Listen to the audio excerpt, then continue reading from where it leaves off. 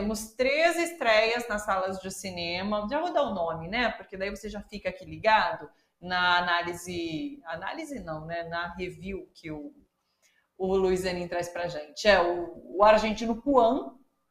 A gente tem o badaladíssimo filme Maestro, americano, esse o Juan é argentino, né? E temos mais um que é o doc brasileiro Roberto Farias, Memórias de um Cineasta, que é inclusive dirigido pela filha do diretor Amarise Farias. Vamos falar sobre esses 3 filmes.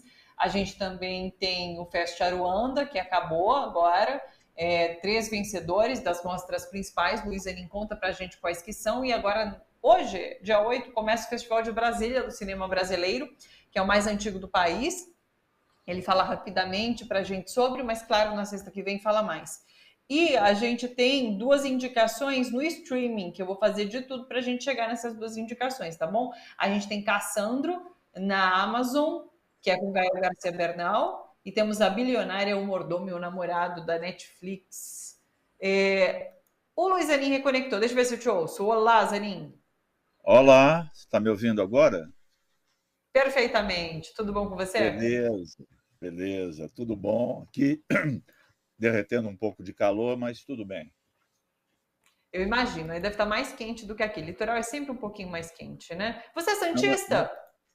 eu não tô no litoral, estou em São Paulo, porque Ah, justamente puxa. amanhã eu cheguei ontem de João Pessoa e amanhã eu vou para Brasília, para o próximo festival, né? É um encadeado no outro.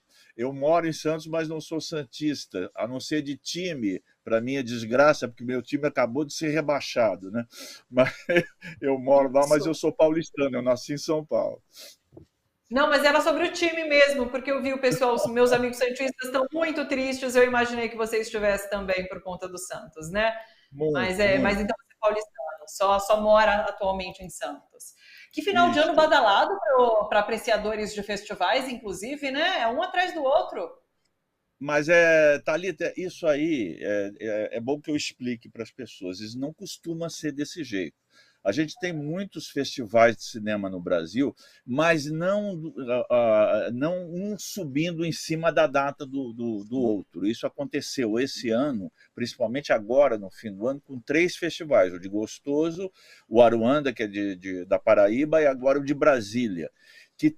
O de Brasília, por exemplo, está completamente fora da data tradicional dele. E isso tem muito acontecido ainda, é um rescaldo da desorganização do sistema cultural, né, do governo anterior. Ainda não houve essa recuperação, né? Então as verbas não saem, os patrocínios não saem, quando saem, então já estamos quase no fim do ano e os festivais acabam se engavetando, assim como num acidente de trânsito, um subindo em cima do outro. Você vê, por exemplo, vou só dar um exemplo, assim, a Mostra de Cinema de São Paulo festejou muito a volta da Petrobras ao patrocínio. Essa camisa que eu estou usando é do Festival de Gostoso. Não sei se o pessoal vê aqui, tem um logozinho da Petrobras, né? Que também entra no patrocínio, coisa que não acontecia. Então, nós estamos num processo, numa fase ainda de recuperação, e isso traz uma certa desordem ao calendário. Eu te confesso que eu estou exausto de tanto viajar, eu queria ficar um pouquinho em casa. Pois é bom que você trouxe essa explicação, porque eu achei estranho, eu estranhei realmente um atrás do É, outro, não é. costumava ser assim tão antes, mas faz todo sentido por conta dessa viabilização das verbas para a realização desses grandes eventos. Então, eu É acho que bem nos próximos provável É bem provável que a partir do ano que vem a gente já tenha um calendário mais bem estruturado do que esse, se mais Deus quiser. tranquilo. Pois vamos lá, vamos para as estreias em cinema, então. A gente começa com O Puan, que é um filme argentino que trata sobre filósofos, professores de filosofia e crises existenciais. Conta mais pra gente. Eu achei esse filme muito legal mesmo. Uma típica produção argentina, trabalhando no que eles têm assim de melhor no cinema deles, que são roteiros muito bem assim escritos, muito bem pensados, né? e intérpretes assim excepcionais. Eles têm atores e atrizes assim de primeira categoria. E no caso aí, você pensa, o que é isso? Quer dizer, é um filme cujo tema é a rivalidade entre dois professores de filosofia. Mas assim, é uma coisa mais fechada, assim, né, para gente universitária, para estudantes de ciências humanas. Mas na verdade não, eles transformam, eu digo eles, né, porque são dois diretores, a Maria Alché e Benjamin Nastache. Eles transformam essa temática aparentemente muito circunscrita a um campo específico de interesse, numa coisa absolutamente fascinante para qualquer que seja a pessoa, porque ele trabalha o quê? No campo da rivalidade. O que a gente tem? A gente tem um professor que se dedica a vida inteira ao ensino na faculdade de filosofia, lá na Argentina, né?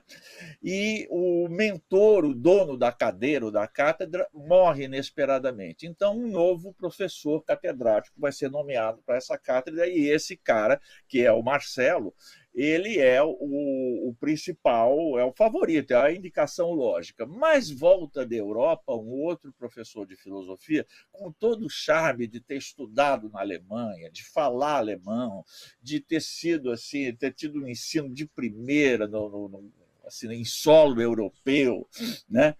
Com todo esse peso assim da influência europeia no campo universitário, tanto argentino quanto brasileiro, né? Especialmente nas áreas de ciências humanas, né?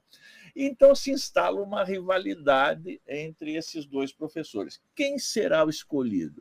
E quais serão as artimanhas que os dois vão usar para conseguir chegar a essa cátedra de filosofia tão desejada? Então, na verdade, um filme que era sobre a rivalidade entre dois filósofos acaba sendo a rivalidade entre dois seres humanos que estão disputando ambos um posto desejado. Um vai perder, outro vai ganhar. E que métodos vão usar? Qual a ética de você utilizar alguns métodos e não outros na disputa de um cargo universitário? É isso, é um filme brilhante do ponto de vista assim, da escrita do roteiro, muito bem interpretado, e eu tenho certeza de que mesmo gente que não estudou filosofia na vida vai gostar desse filme.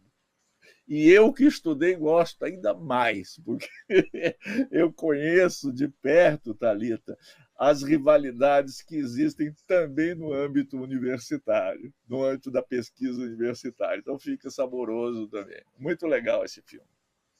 Eu achei o trailer muito engraçado, então, claro, o filme também deve ser. Tem essa questão do humor, né, bastante forte. Muito bom o trailer. Exatamente. Foi bom você destacar isso, que é uma coisa, que é um filme que às vezes é um pouco meio cabeça, assim, mas que é todo banhado de um humor, e aquele humor muito refinado, o humor argentino, que trabalha muito com a ironia e tal. Isso nos faz um bem danado, que é o humor da sutileza. Muito bom. Muito bom, muito bacana. O próximo, esse badaladíssimo Maestro, que é com Bradley Cooper, com a Carey Mulligan, os dois indicados ao Oscar. É um filmão, mas quero te ouvir. É um filmão, tal, e tem muita gente apostando aí que ele é um filme que vai ser indicado em várias categorias do Oscar, né? Muito possivelmente vai ser um dos candidatos a melhor filme. O Bradley Cooper como melhor diretor e mesmo como melhor ator, porque ele também interpreta o personagem. Então é um filme que é badaladíssimo, inclusive porque faz uma espécie de uma cinebiografia de uma pessoa extremamente famosa, assim, que está no top, no alto da galeria dos grandes maestros de compositores do mundo, que é o Leonard Bernstein, né? E eles traçam essa cinebiografia não apenas da trajetória profissional do Bernstein, mas também da relação amorosa dele com a Felicia com Bernstein, que é a esposa dele e que é interpretada pela Carey Mulligan, que também todo mundo fala que vai ser indicada, não se sabe se vai ganhar, mas vai ser indicada como melhor atriz. Isso a gente vai ver. O fato é que o filme é muito bem feito e muito bem interpretado, porque há uma questão aí, né, que não é escondida pelo filme, é que o Bernstein era bissexual. Né? Então, ele tinha esse casamento com essa mulher, que é mantido, mas ao mesmo tempo ele tinha relacionamentos com homens. Né? E isso era algo mais ou menos de conhecimento geral no hype nova-iorquino, né? Mas era um pouco escondido do grande público. Então, o filme revela isso, e revela o conflito no casamento e conflitos pessoais para o próprio Leonard Bernstein por causa dessa condição, numa época em que havia muito menos tolerância a esse tipo de opção sexual. Né? Hoje em dia, talvez hoje passaria como uma coisa banal assim, mas na época em que tudo se deu, muitos anos atrás, isso não era alguma coisa assim tão aceitado tão aceito pela sociedade da época. O filme é isso, o filme é brilhante, é um filme de espetáculo, eu às vezes acho que é espetaculoso até demais, eu acho que podia até ser aprofundado mais na questão humana, mas é um filme que não te deixa indiferente, e é um filme espetáculo, daqueles filmes assim, para você ver num bom cinema, com bom som, tela grande e tal, para esse filme ter um rendimento assim, em termos de espetáculo que ele está se propondo para o público. Né? É um filme assim também que a gente não pode deixar passar em branco. Muito legal. O Zeni, me chamou a atenção o Bradley Cooper também como diretor. Ele já tinha dirigido outros filmes? Eu acho que ele já, se não me engano, é a segunda direção dele, mas eu não tenho muita certeza, não. Eu acho que é a segunda direção. E como diretor, ele está bem também. O filme tem dedo dele, assim. Sim, sim, sim. Tem a marca dele, com certeza. É um filme de grande espetáculo, mas é um filme feito com aquela competência hollywoodiana que a gente não pode negar. A gente pode discordar da estética hollywoodiana, a gente pode optar por filmes de menor orçamento, filmes mais autorais, como a gente fala, mas a competência deles em termos de cinema espetáculo é inegável. Eles têm know-how desde que o cinema foi inventado, praticamente, que eles têm um know-how que foi sendo aperfeiçoado ao longo dos anos para fazer esse cinema que é ainda hegemônico no mundo, Thalita. Tirando alguns poucos países que têm uma produção local que consegue competir com eles, o resto eles dominam amplamente o mercado. É o caso do Brasil, por exemplo. Né? Eu acho que eu não tenho as estatísticas aqui comigo, mas eu tenho a impressão que mais de 70% do nosso mercado é ocupado por produções norte-americanas. O Brasil está numa baixa danada, né? Precisamos pensar nisso também. O cinema brasileiro está, em termos de público, está tendo muita dificuldade em se recuperar. E existe muito pouco espaço também para outras cinematografias. A gente fala que muitas vezes cinema francês, que é um cinema que consegue entrar um pouco mais, cinema italiano, um pouco de cinema latino-americano, um pouco de cinema mexicano, um pouco de cinema asiático, mas você somar tudo isso, talvez não dê nem 20% do mercado. Estou um pouco chutando aqui, que eu não tenho as estatísticas da cabeça, mas é algo aproximado disso. Eles devem ter 70% ou mais do mercado. Verdade. É isso, pessoal. Maestro, então, também nos cinemas. A gente tem agora um documentário que é Roberto Farias, Memórias de um Cineasta, que inclusive é dirigido pela filha dele. Então, aí é a antípoda do filme. É um filme pequeno, de pequeno orçamento, que é dirigido por alguém da família, a filha, que é a Marise, né? Marise Farias, e ela faz assim um retrato amoroso muito legal e muito necessário do pai, que já nos deixou, morreu, que é o Roberto Farias, que foi um dos grandes diretores do cinema brasileiro. Né? O Roberto, ele tem o filme dele que eu mais gosto é Assalto ao Trem Pagador.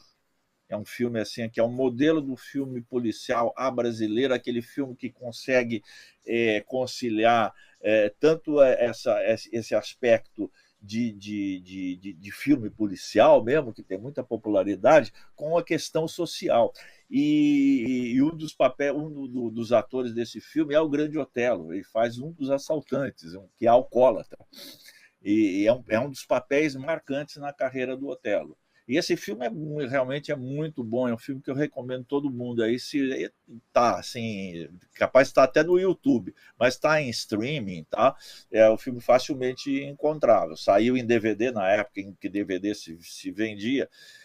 Mas o Roberto fez muitos outros filmes, fez filmes com o Roberto Carlos, fez uma trilogia com o Roberto Carlos.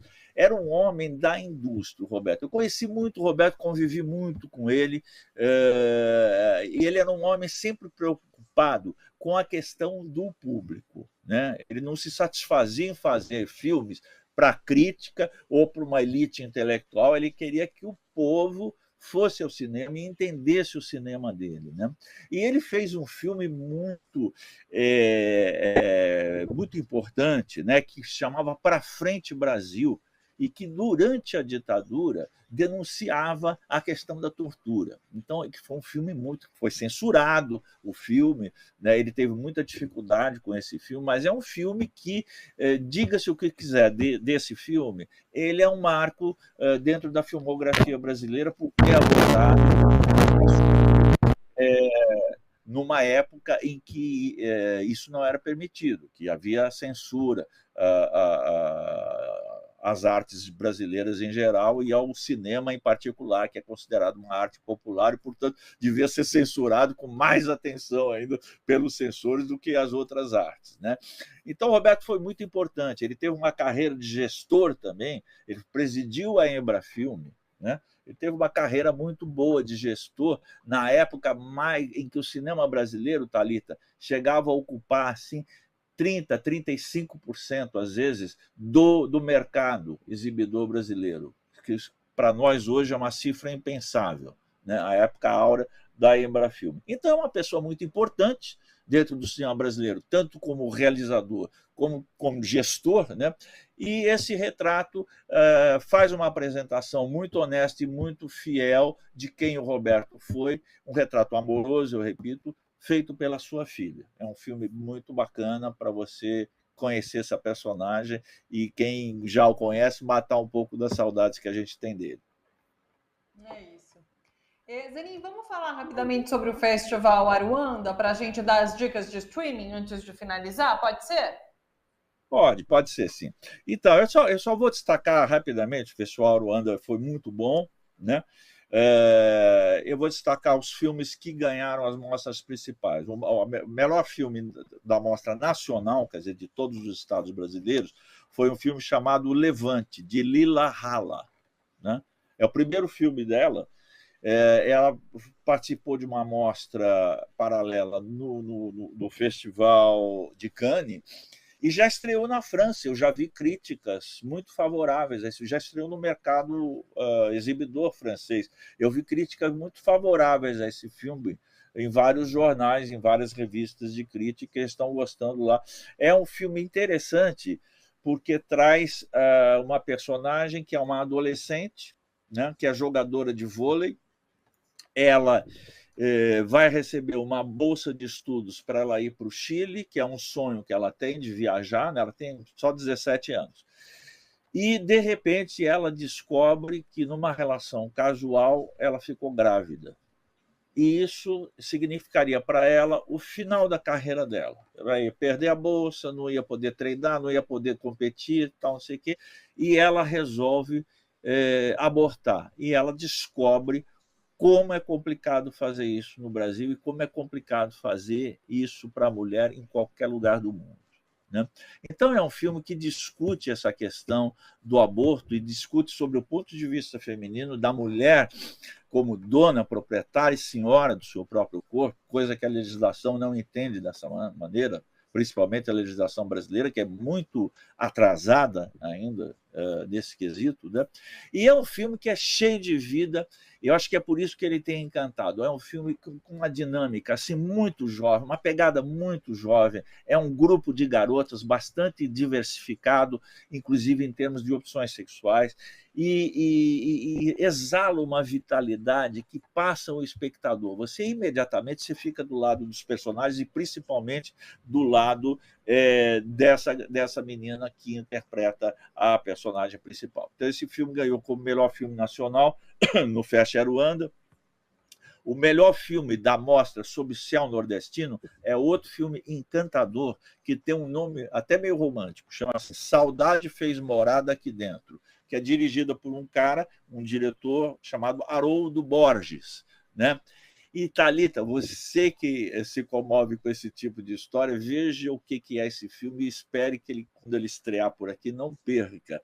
Que é a história de um menino de 15 anos que mora numa cidadezinha pequena do interior baiano, né, e vive uma vida maravilhosa, idílica e tudo mais, só que ele tem um problema na vista, né, uma doença degenerativa, e ele está perdendo a visão de uma maneira irreversível. Ele vai se tornar cego um dia e ele vai ter que se preparar para isso, para reinventar a vida dele, né?